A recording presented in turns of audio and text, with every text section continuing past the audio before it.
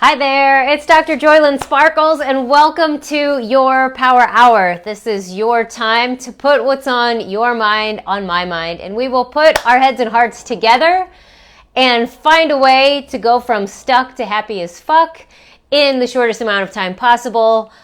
And I'd say like merrily all along the way, but we all know that's not really true. It'll be funner than most because I'm just a ball of laughs. But this process isn't always fun. And I'm dedicated to truth and telling the truth and making it real. So I'm not going to lie and say that it's never going to hurt and there's, an easy way to do it because, and I'll just start. Deep dive, fire hose. Get used to that. That's Power Hour. That's why we can stuff 30 minutes of material or 60 minutes of material into 30 minutes. But it isn't always easy. And here, I'm going to adjust this really quick. Okay, it isn't always easy. And one of the things that I sent out on an email, and I think I even posted it in the group the other day, is, and I think Snippy Dog might want to join. Are you joining? Oh, yep, here he is. Here he is. Make your cameo. Oh, give me a kiss. Make me look popular. There was this meme about doing everything, with kindness, gentle, and reverence. And yeah, do everything with gentleness, kindness, and reverence. That's how grace moves. That's how love dances. And, it's funny because I was like, this is bullshit. It pisses me off. I hate this stuff. Because I hear shoulds. Where you should be doing this. This is how you should be handling stuff. And I can see where I am not handling it that way. So immediately I can go into wrongness and judgment. But then I post that and somebody's like, well, we should give those things to ourselves. And it's, yes, of course. The idea is good. There is just sometimes things hit me in a certain way. And they are sometimes written in a certain way that are blanket statements, as if this is the way to do it. And this is how you know if you're doing it right. When really, those moments are going to come and you're going to see yourself be gentle and kind and flow with grace and dance with love. And it's just going to hit you. Oh my God, this is what I've been going for. Because those moments do come. But there are lots of moments in between where we've become aware that we are not kind or gentle or graceful or loving, and we know we'd like to be. So that's where we start. That's where we say, okay, my target is gentleness, kindness, love, grace, all those good things. That's my target. And I'm going to start to change my identity and not be someone who's not those things and struggles so much to be those things, but somebody who has and is and behaves those things. They become those energies. That's who I'm going to be. That's my target, okay? And you know what happens in the in-between?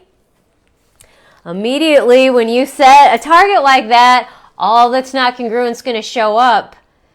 So you're going to become aware of all of the places and times that you're not being those things.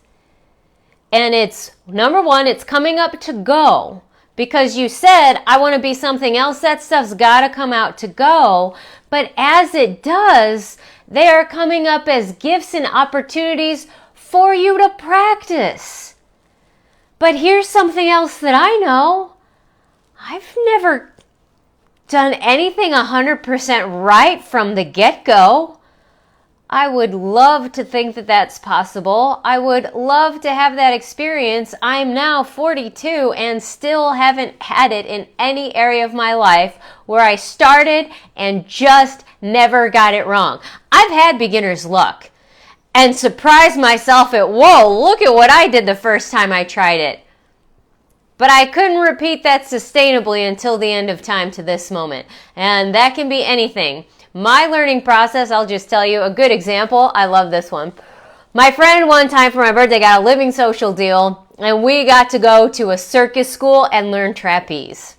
So we're working with these trapeze artists, and the deal is if you do your trapeze trick really well, at the end you get selected and you actually get to do a release move and get caught. How neat is that? It was really cool. So the first time, and what they're doing is you have to learn how to use your body and swing and listen to the commands. The first time I did it, you'd think I'd been in the circus since I was a kid. Oh my goodness, just like fluid. And so I was like, sweet, I'm getting caught. The second time was ugly AF. I could not get my synapses to fire in a way to where I heard the verbal command and actually responded physically with my own body to do what they were telling me to do. I almost ended up in a straight dead swing because I lost so much momentum because I just couldn't get the timing. And it was like, what happened? Total breakdown. So I was like, man, I thought I was doing so good, and now there is no way. Like, I don't, like, at least we have one more trick, so at least I don't end on that note. And what I've come to find out is that's how my brain actually works and reconfigures stuff and takes it apart and puts it together in its own way, because my third pass was so amazing. I somehow understood my body, I listened to their words, I knew what I was supposed to do, and it was happening in sequence at the right timing, so I got to get caught on a fourth pass. And it was so fun. But there was that in-between where even though I had some beginner's luck and looked like I knew what I was doing, it wasn't sustainable. I had to break it down because sometimes when we're in these processes, we were never doing everything wrong from the get-go.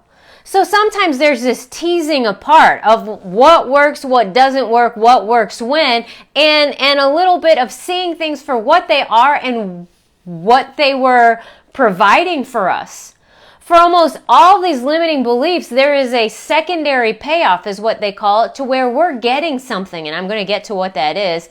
Spoiler alert, it's safety in some way, shape, or form. Why? How do we know this? Because it's the subconscious that's holding on to it, and that's all it ever wants to do, okay? So, not bad, just keeping you alive.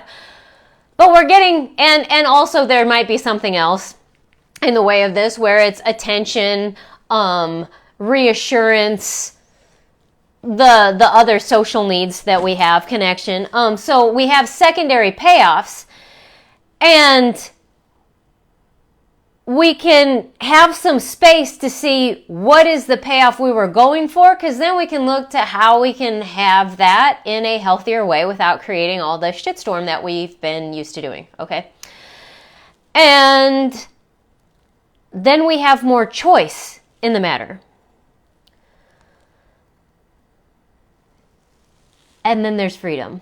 When we start to recognize our choices and recognize that we are the chooser, we get freedom. That's what we're going for. That is the ultimate, to me, one of the ultimates. Because kindness, gratitude, love, grace, all of that is also important. And the movement and ability to do that is going to come. Just like what initially struck me is that's how grace moves. Yeah, grace comes from practicing a lot.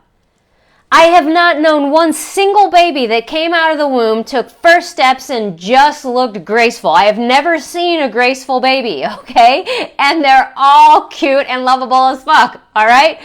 It's actually just sweet and precious when they fall on their face or fall to the side and their head kind of goes like that. And they're kind of surprised. What just happened? It's all precious. There's this lie that grace is how we're supposed to be moving from start to finish. We get grace. It is cultivated. We refine our movements. We get better control. That's what mastery is about. And when we do that, we can make real subtle gestures that have bigger impacts. Now, in the moving with love, that's something that a lot of us came to learn. Because the unconditional loving that we thought was coming, that we knew in the infinite, that we knew before we incarnated, we thought that was coming with us. And guess what? It did. But it was inside. It wasn't coming from outside. but we either burned the memo or forgot the memo or just didn't want to hear that part. And so we've been struggling to figure out, how do we get this unconditional love back? We got to learn. We have to remember, put ourselves back together and remember, it was, I was here the whole time. Oh, I kept looking for it outside myself. That's silly, okay? And love is going to be light. It's going to laugh. That's where the one part about that meme that I will say, get the reverence out of it, because that makes it serious and sticky. Too serious, too sticky, it sticks around. We don't need more heaviness. Let's keep the levity. So the gentleness and the kindness, absolutely. But again, their virtues, their traits, a lot of them for a lot of us will start as states because they aren't what we came in knowing or seeing modeled for us, okay? So now I'm going to go, I think I covered a whole lot, but I'm going to go back to my outline, making sure that I'm covering all this, because I did want to talk about the process. I talked about emotional boundaries and how this is factoring into this process, because we're in a process. I'm in a process. Of course I'm in a process. A huge process, okay? My life just went from married, living in Boise, Idaho, to divorced, living in Southern California. The weather's different. Taking a career move, okay? Yes, I absolutely love coaching. Absolutely love it. Am taking new clients, so it's still there, but also putting more effort, attention into speaking, because I want more people to get this message. And in that process, took Power Hour into a private, more cozy setting, and saw that really my goal and my priority is for as many people to get this as possible, putting it back on Facebook, okay? So that it really is a dance. It's back and forth. Sometimes I feel like I look like an idiot, okay? Then put in this, Joylyn, hi. This is why we will work well together. I get all the feelings. They're confusing. They are sometimes conflicting. And they often are very inconvenient, poorly timed, and not completely making sense. Oh, so I was having that day on Monday. Why? Why am I having that day on Monday? Well, there's a couple of things. Dating, okay? Met somebody really amazing. Kind of bringing up that somebody this amazing exists.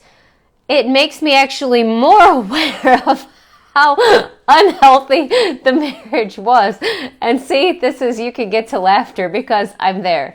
I'm really releasing it. Whoa, how many red flags did I pass up? How deep into the sand had I put my head to make it go that long? How deeply and lovingly invested I was in the potential of it, and wanting so badly for it to be something that it couldn't or wasn't. And now I can kind of see that, okay? But then also seeing that, hey, I'm a girl, he's a dude, and we don't communicate the same. And there was a big lag time, I think, in between some communication. So what did that do? That allowed me time to go into my head. Why else would I go into my head?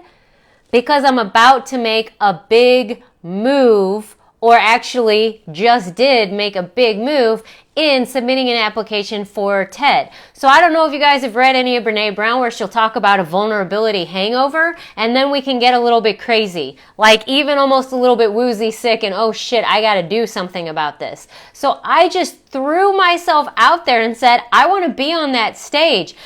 Yeah, really vulnerable. And then I put it on Facebook and told people that I did it. I don't know what I was thinking. I was happy to share, but then I was like, oh God, now other people know. So if I get rejected, everybody's going to know. And then there's this guy who's not texting me back immediately with what I want to hear. So I'm in my head about it. Oh, and I stayed up way too late the night before. And what do I think? I'm like a teenager and have extra energy? I can't do that. I'm old, right? No, I don't really believe I'm old, but I get in my head, okay? And like I said, a lot of these things, they are connected. Tired brain, depressed brain, thirsty brain, weird brain, hungry brain. Tired brain also comes up with some really kind of silly thoughts and thought processes, all swirling around. Here's the thing.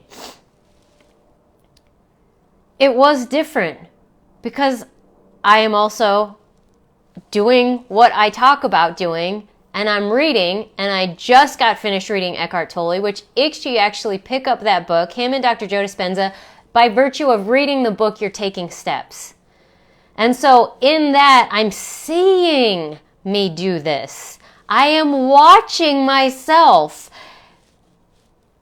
identify with my pain body, try to separate from it, be a crazy feelings person, talk myself out of it, have thoughts that don't make any sense, but I want to believe them because they feel very familiar, and seeing that, wanting to reach out and tell everybody about how I'm feeling because I don't actually want to feel it in the moment, witnessing all of this. And let me tell you, it's uncomfortable AF. And I'm actually on a walk with my dog, and there is this one section of our daily walk that I absolutely love because there's kind of a tree canopy. I almost always see either a hawk, a vulture, or a hummingbird, or a butterfly. One or all of them I see in this section, and I couldn't get out of my head to enjoy the greenery. I was just totally in my head to where all of a sudden I'm at my apartment door and being like, I missed it. And I'm watching me do this the whole time. It's really uncomfortable. I was not Grace. I wasn't particularly loving because I was very judgmental of myself, but guess what? It was different. There was more gentleness and kindness than there had been before. There was more space because I actually could see me bounce between the witnesser, the doer, the identifier, and the instigator and the judge. I saw me be all of them. That is huge, very different. When I saw me go in my head, it was more of, you're in your head, please come out of your head. You're doing it again, Joy Lynn. But it wasn't, you stupid son of a bitch. You're fucking wasting your life. Actually, I could kind of see me going there and be like, we're not going there. There was more love. But if you ask me, there was not much grace in there as far as fluidity and elegance and eloquence. Those seem to be missing for me, to where that might have been what colored why I was like, I don't like that meme. Okay. But here's something else when it comes to emotional boundaries.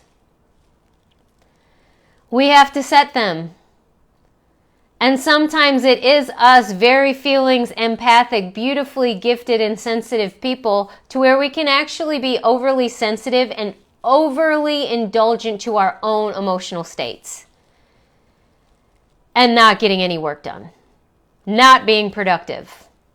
Because we can watch all this. And guess what? It's actually somewhat entertaining. And I can see myself do all these things. And then I can talk about it. And I can tell you guys about it. But I wasn't getting work done that I know I needed to get done, that I know I wanted to get done, that actually I was going to feel better if I got it done. But that I was clearly semi-consciously choosing to procrastinate and not do. And proliferate and prolong the crunchy feelings. Why? Why would anyone do that? Insanity. But guess what the insanity is for a lot of us? Safe. Insafety is, I guess, what we could call it. It's really just that subconscious self-sabotage that creates more of what we already know so that we know we can make it through and stay alive. That's what I was doing. I know how to be a bit of an emotional basket case. I know how to play with my feelings almost like a cat batting around a mouse or something. Like I know how to play with my feelings so I don't actually do anything different that's going to get a result that I'd like. Because getting that result that I like means something else has got to go, and there's going to be something I don't know about who I am. That scares me. So I put it off and play with my feelings a little bit more because I know how to do that. And you know what? It's all okay, because now the grace and the love is there. And I saw that was just kind of a drunken dance move. And it was funny from here, not so great in there. I was dizzy, but I do get to tell you about it. And hopefully I can spare you some of the same wasted time and not so good-looking dance moves, okay? Now I have more grace and more love, so I can flow and dance better. I am seeing the process and me in it, where I have to tighten up on emotional boundaries and say, this is a skill I must and would actually like to get better at, because I really do want to be a world-class speaker, and this shit isn't getting it done anymore. I don't know who I am as that person because I've never been her, but now I'm curious about that. My curiosity is going to drive me. My will and commitment is going to carry me through.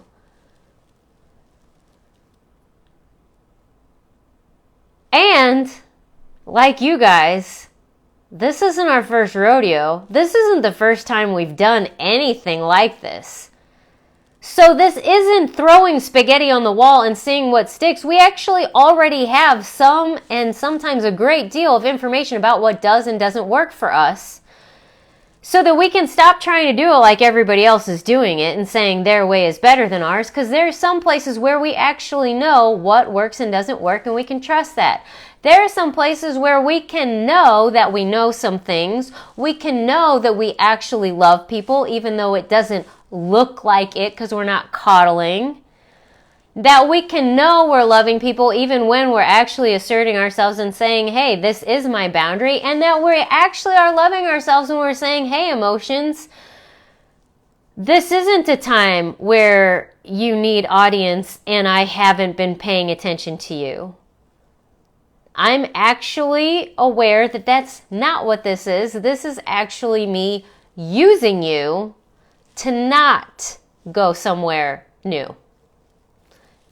Because we know enough now to start getting the feel for those subtle differences. So now we know that not having boundaries is a bit of a choice, and we can choose out of it and upskill.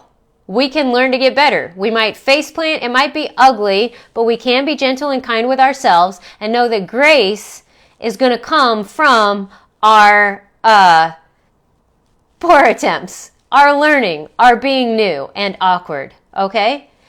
And that if we resist starting, we're never going to start. And if we resist what the ugliness and the awkwardness and the being new, that's the stage we're going to stay in longer. Because the only way to grace and beauty and flowing with ease is by starting and doing it poorly, awkwardly.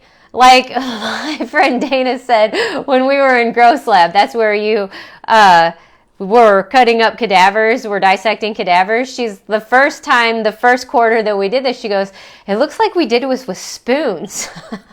And it did. It was awful because we were all learning how to use a scalpel with precision, how veins and arteries are not red and blue like they are in the books. They might be when a person is alive, but when they are actually embalmed and preserved, everything turns beige, so that arteries, veins, and nerves, muscle tissue even, can all look very beige and the same. So when you're trying to find things, it wasn't pretty our first quarter. By the end, it looked so much better, okay? But you suck until you're good. That's how it works. So don't judge yourself about where you would like to be or where someone else actually is because they've put in that work. You start doing it, it will happen, but as long as you resist it and judge yourself by the end result, you're going to stay in this uncomfortable yuck space. Also, here's another thing that I saw myself do, and I'd like to prevent you from doing it. For a lot of us very sensitive and emotional people, we can actually use the overwhelming emotional reactions as smoke screens to hide from other people or even ourselves and the futures we'd like to have. Like I said, anger especially, it can be like the Tasmanian devil spinning to where you just see the cloud, you don't see him anymore. That happens. It's actually almost like a disappearing trick. It's a way we found safety in a childhood that wasn't safe.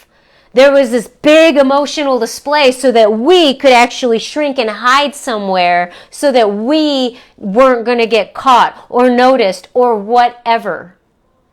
It was a survival mechanism. It's not working for us anymore because it's a remnant of the past that we're no longer living in. We can live in it and be in it in the present, but that's when we recognize we're not feeling good.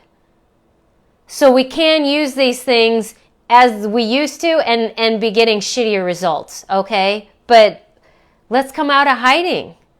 Because we came here to know ourselves, to love ourselves, to be ourselves, to see who we were and what we came to bring and why we chose to incarnate.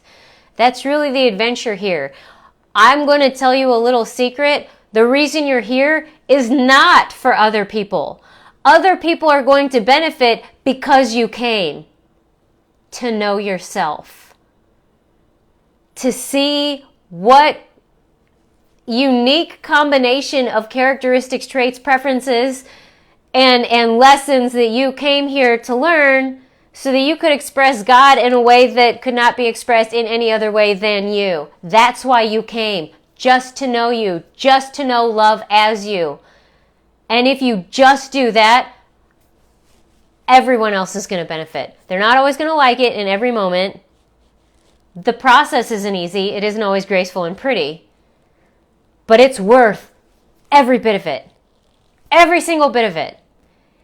And what the grace is knowing that there is this middle part where things are sticky, ugly, and what we have is expanded awareness, so we're seeing where we're messing up. We're seeing where we're not hitting the mark.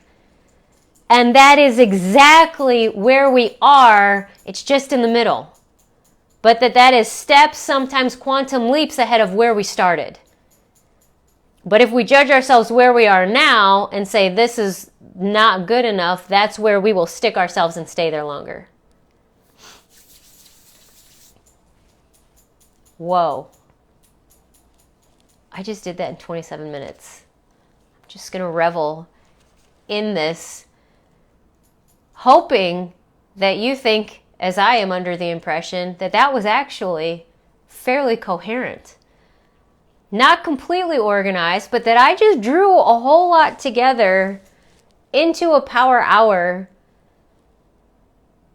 that is really going to fuel you, hopefully, and allow you to come out of judgment of yourself. Recognize that when you see memes like do everything with gentleness, kindness, reverence so that grace moves you and that's how love dances, that if that's how you read it and you just want to do that, that's okay. It might be where you are. That you understand that that's an ideal and that is something to move towards. And that the idea itself is beautiful and lovely. And yes, I'll have that. And guess what? Then I know that I can. And I also know that just by virtue of making that choice, what's not that is going to come up for me to see and witness in and around myself and choose the gentleness and kindness, grace, and love that I'd like to see more of. I am going to be a slight proponent of dropping the reverence because I do think it makes things too serious and heavy. Actually, the more we take significance out of things, the more levity and lightness we get and the easier it is to change. This is true for everything. I just submitted a second TEDx talk about trauma, and that's one of the things that I'm talking about is we tend to talk about trauma as if it's so serious and heavy and a lifetime. And if it takes a lifetime to heal from it, it is a worthy endeavor. But it's not that it has to. And a lot of the reason that it does is because we've identified and kept this trauma in such a reverent, serious, gravitational pulling place. Whereas if we can just see that the honest truth about trauma, it is not the exception, it's the rule. More people have had it than don't, so it's actually not uncommon. So we can drop this idea of isolation and that we're alone in it. We could just drop a lot of it right there and start our healing and connecting. That it's the most interesting thing about us? Also, let it go. That's bullshit. Our mean, horrible, awful stories are only introductions to how we got to be who we are and these really possibly inconvenient, seemingly unwelcome, but undeniable invitations to love ourselves more. And at the bottom of it, we somehow agreed to it. It's just, it happened and it wasn't about us. The way that we were treated wasn't about us. It was not a reflection of us. It was about what the other person had to give, share, offer, and believed about themselves. Wow, I just started and maybe finished another power hour in 3 minutes. Okay, so the more we can take reverence and seriousness out of it, and the only reason I'm bringing this up is because this is the meme that I based some of this on, we're going to move through it so much faster. So take heart, my badasses. What makes you badass is you're willing to do this at all. Keep in mind, you are still quantitatively in the minority at this point. However, your energy has much greater weight and is doing and creating so much more opening and flow for the collective than you know. Because we are still slightly bent on looking at bad news and calling that news when there is as much or more, I'd say more, good news that's just not getting airtime. And one of those pieces of good news is you. You're here. You're freaking awesome. But if you don't feel like it, you either need to have better emotional boundaries and know that that's a skill that you have to practice and it will come. And or you might be using your emotions to stay who you were because that's what your subconscious says is required for you to stay alive, but it's not because you're no longer satisfied with mere survival. You want thriving and full aliveness, so that's gotta go. And you might just be in the in-between to where you are already on your way, light years, quantum leaps, many steps ahead of where you were and who you used to be, but you're still just in the middle, and part of the middle is seeing where you're not quite hitting the mark. It's an opportunity to practice again, to do it again, and in that way, just keep moving forward. If you need to take a rest, do it, whether that's an actual nap, a drink of water, a hug, a call to a friend. Sometimes you need a vent sesh. Whether it's a walk, even if you're not totally there, putting yourself in nature will help. Do whatever it takes to just keep moving forward. Because the world needs you. You need you. You came for you. You're a gift and delight. I love you. And this is me doing my work, hopefully offering some humor and lightness to make yours easier, because I fucking love you. I love that you're here. I love that you're doing it. I love that your nervous system is wired similar to mine so that when I talk about mine, you can relate and know that you're not alone and that we don't have to live this. And it wasn't a curse. It's a freaking gift. We just didn't get the handbook, but we're creating it as we go. So whoever comes behind us has better instructions. And then it's going to go faster.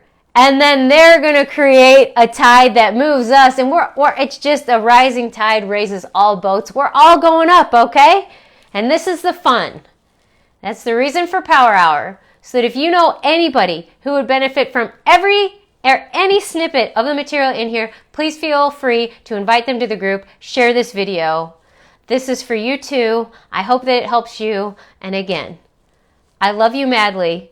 Thank you for your questions, and I am already looking forward to next week. Mwah!